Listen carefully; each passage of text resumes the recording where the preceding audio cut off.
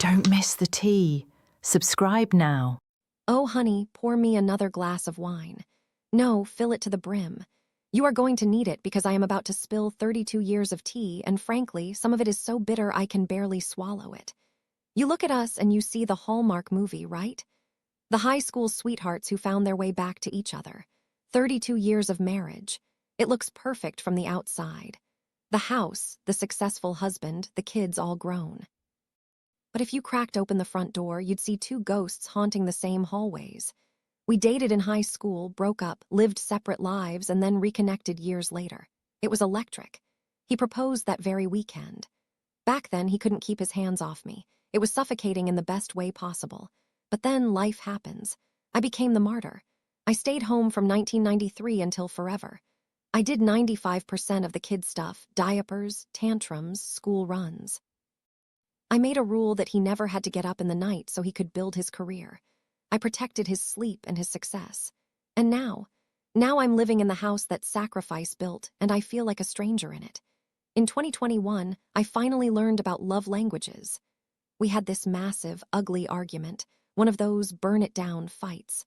I was screaming, crying, telling him, "I am doing everything I know how to do to make you understand that I love you." And he looked at me, dead in the eyes, cold as ice, and said one sentence that broke me. I was screaming at my husband of 32 years that I loved him, and he looked me dead in the eye and said, "Really? I don't see that at all." It hit me like a freight train. We were speaking completely different languages. His language is acts of service. He feels loved when things are done. Mine is words of affirmation. All I want is for him to say, "I love you," or plan a date. But here is the humiliating truth. We haven't had sex in 3 years. 3 years. My anxious, spiraling brain convinced me he was going to divorce me and leave me homeless. I went into such a deep spiral that I ended up on Xanax just to keep from screaming into a pillow. So I made a decision. I decided to fix it. I decided to speak his language until my throat was raw. I became the perfect 1950s housewife. I started doing everything. Cooking, cleaning, laundry, yard work. I am scrubbing floors and folding his underwear, trying to scream, "I love you," through clean linens and hot meals. And it is exhausting. Why does acts of service feel so much like being a maid? Why does his love language require me to be a servant? I do the shopping, the delivery orders, the cleaning. I do all the wife stuff. I am doing everything right according to the books. And what do I get in return? Absolute silence. I have spent the last year being a maid to my husband to try and save our marriage, and all I get is silence. He never asks me about the money or the bills. I took over the finances 15 years ago. I live a good life on paper, but the emotional coldness is freezing me to death. I know he loves me, but he treats me like furniture. He doesn't say, "I love you," unless I say it first, like I'm pulling teeth. I used to sit on the couch next to him in the evenings. It was our spot. Now, he puts his work backpack and his pillows on the cushion right next to him, like a barricade, like I've been uninvited from his personal space. But the bed, oh God, the bed breaks my heart every night. He used to get in bed and sleep on his back, and I would slide in under his arm, rest my head on his chest, and fall asleep listening to his heart. It was my safe place.